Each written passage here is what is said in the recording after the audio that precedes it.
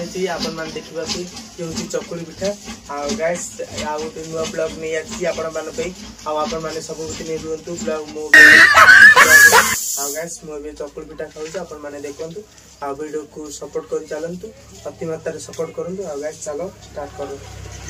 तो गाइस एबा हमर चकुली पिठा को चेन्नी आ गाइस ये हमर देखिबा थिबे चेन्नी आ हमर पानी एबे ढाला हबो टिफिन आसे छी सखाळ पे।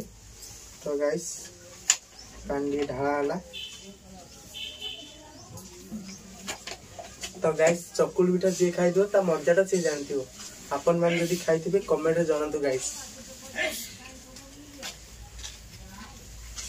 और ठीक है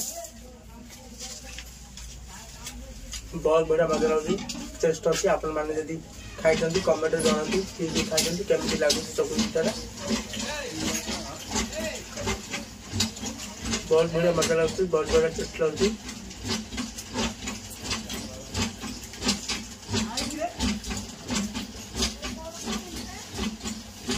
देखी बात हुए टेस्ट नंगा अच्छी। तबे हमर कैमरामैन खाइबे ताबरे मु वीडियो करबी। तो चलो हम कैमरामैन फोकस करो आसंदु। एबा हमर दिस इज कैमरामैन पांडु जे कि आज चकुली पिठा खाउचंदी आपण माने देखिथिबे मु एबे खाउथले आ पांडु देछि खाइबो। आ गाइस आपण माने देखिबोती पांडु चकुली पिठाटा केमिति छि गाइस मानु कोहंतु।